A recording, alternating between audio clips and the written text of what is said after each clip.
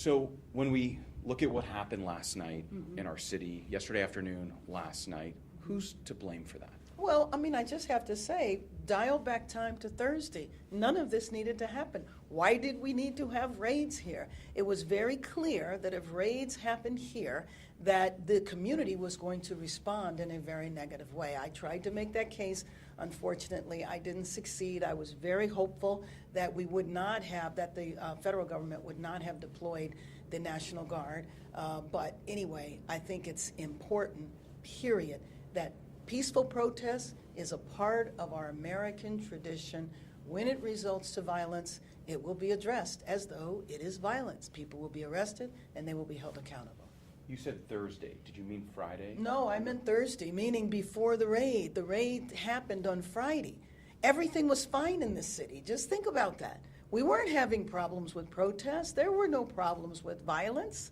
The raids happened on Friday, and in response to especially the arrest of David Huerta, one of the most respected labor leaders that we have in the city, him being injured, going to a hospital. Still in federal custody. Yes, he's still in federal custody. If I understand it right, his arraignment is today. But all of that creates fear and tension in our city. And you know, we have to think about the families on Friday, 3 different workplaces where raids took place. Many of those family members have not been in contact with their relatives. They don't know where their relatives are still here. Are they in Southern California? Have they been shipped to a country that maybe they don't even know? And so the instability that that creates, and we went through this before in the last administration, the last Trump administration. Have you spoken to President Trump? Have you spoken directly to the administration? I have spoken directly to the administration. I have not spoken to President Trump. I might reach out to him in the next few days. Have they been responsive to you explaining why this isn't going to work in the city of Los Angeles, and that, as we're seeing, the city is going to resist this? Well, I felt, first of all, that they were accessible, that they were responsive. However, the National Guard came anyway. But about the National Guard, Trump has promised 2,000 members. Right. I heard yesterday there was about 300. Right. You're still feeling as though the National Guard, Trump calling the National Guard, that's what's responsible for yesterday? Because No. I'm saying Friday is what was responsible for yesterday. This was a buildup. You know, our city was peaceful before the raids took place. So you are correct. He called for 2,000 soldiers. There's 200 in the city of Los Angeles and another 100 in the adjacent city of Paramount. But let's talk about what we saw yesterday, Right. and then in the afternoon and then into the evening. Some really ugly scenes, vandalism, violence in our city. Do you blame President Trump for that? No, well, let me just be clear. I blame the people that were creating the violence. What happened last night was absolutely unacceptable, period. There's no ifs, ands, or buts.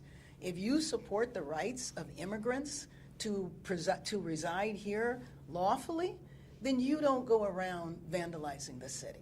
And so to me, if that's really what you believe in, you would not be out doing what took place last night. But I also know that you want to send the message that what we saw in downtown last night is in downtown. It's not a citywide situation. What do you want to say about that? Well, first of all, it's not even all of downtown. This is isolated to a few streets, 5 or 10 streets.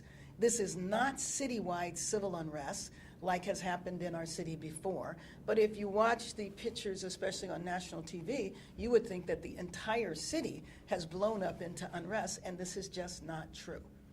Republicans, President Trump, are using those images to say, we told you so, this is why we need the National Guard, some even threatening the Marines. Well, the Marines are stationed nearby, and so we already have the military in our midst. But I really think we need to go back and look at norms and look at what policies and laws actually are, because I think the thing that is challenging in this administration is that you don't know where the line is. So if you're going to say that this is exactly why we need the National Guard, again, I'm going to go back to Thursday. Nothing was happening in this city. It's hard to predict what happens next. We're hearing possibly 30 days of raids. What are you hearing, and how does this end? When does this end? So let me just call your attention. Imagine what that means to